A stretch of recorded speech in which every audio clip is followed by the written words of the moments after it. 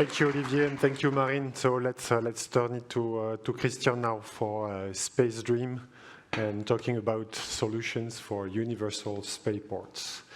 Christian, the floor is yours. Thank you very much. My name is Christian Canart. I am the CEO of SpaceDreamS. As you can see, I start the presentation with a huge typo. Of course, the slogan is Earth for Space without an H, but I have understood that there's no one here is a psychologist, so I think we may go through that. So Earth for Space, it's a mirror slogan of the CNES One Space for Earth. We focus on that because we think that while considering the whole value chain of space, it's like an inverted pyramid relying on the ground. Ground means for launchers, and they are underestimated and critical assets. So we don't do launchers. We do means and services for launchers. As you know, the life of the launcher, 99.99% of a launcher life happens on ground. From the development, engine testing, stage testing, qualification, launch campaign, recovery of launcher elements, logistic of propellants, everything happens on ground. And the current paradigm is that every launcher has to redesign, redevelop, and reinvest in all those facilities and means. It's like if for cars, every car should invest in its own station service to develop it, to qualify it, and to exploit it. So we want to create and deliver interoperable services to launchers. So who are we? We are a very small company. We are a spin-off of CNES. For the moment, we are 7 people. We are all experts in launch-based design, launch-based architect, and launchers implementation. We already have several clients, private ones, institutional ones. We are reaching 1 million euro of orders for the time being for this year, and it's helped us to cover our operational expenses, our R&D activities, salaries, wages, etc., without having to burn cash from investors. But of course, we are open to change this situation. So behind the ground means there are, I would say, 2 forces that push our solutions. First of all, it's economic. Up to recently, cost of ground systems and operation were more or less a quarter of cost of space transportation. But it's becoming more and more the opposite situation. For instance, SpaceX, I'm sorry to speak of SpaceX, last year they did 60 launch, but with 4 launch complexes. They did 1,000 engine testing with 11 engine test bench.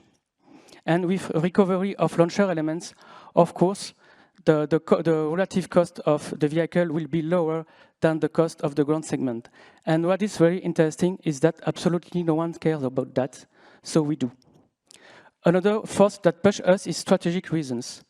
When I was in charge of the Ariane 6 launch-based development program 10 years ago, the granted access to space for Europe was more or less one institutional launcher with one institutional payload for one institutional mission once a year. In the next decade, of course, there will be several spaceports, several launchers, several missions, and claiming to have a piece of this cake for which every citizen pays taxes. So there are a lot of things, interesting things behind that, and we work a lot with ESA on that topic. Technically speaking, the launchers, they want to launch faster, they want to launch more often, and then don't want to be captive customers of spaceports.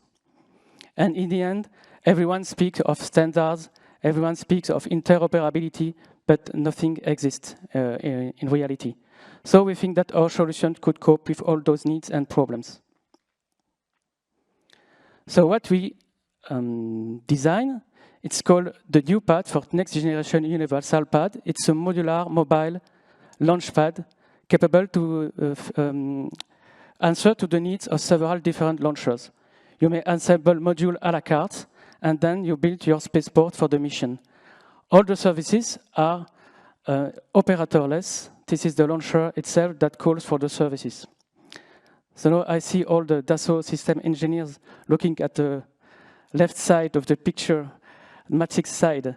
In fact, to be capable to develop, to manage into configuration, and not to have to qualify all the combination of modules, missions, launcher, launch base, etc. Of course, we need a digital twin. So this is called the twin pad. To explain it quickly, in fact, you have the same user experience as when you are connected to the twin pad and when you are connected to the real new pad. And the twin pad allows us to manage, of course, the configuration of the mission, but also to develop quickly all the operative software, the applicative software, the design of the fluidic cryogenic process. And we are capable to model and to simulate the fluidic behavior and the particular fluidic physics at the interface with every kind of launcher. Of course, we are capable to perform virtual commissioning, training of operators, and most important, I think, is that we want to build around us an ecosystem with third parties capable to develop their own modules that can be assembled with the current ones. Apple has its iPad with Apple Store, so SpaceDream will have its twin pad with SpaceDream Store. So here are our market segments. We have 4 market segments, and we have 4 types of activities on value streams. We are already working on all those segments with different clients. It may look a little bit complicated and a little bit too much for a small company, but in fact, every activity feeds the next one, and step by step, we are progressing to recurring revenues. And I finish with the roadmap. So currently, we are developing and integrating our first module for a client who want to test an hybrid rocket engine by the end of the year. We are starting the development of the twin pad. And in parallel, we have a lot of activities, strategic activities with ESA and CNES. Next project will be an interoperable engine test bench, not just a test bench, but a one capable to test 200 engines per year at a very small cost. And in fact, this is a new business model, and we think that in the next decade, there should be 5 such facilities in Europe to sustain the demand.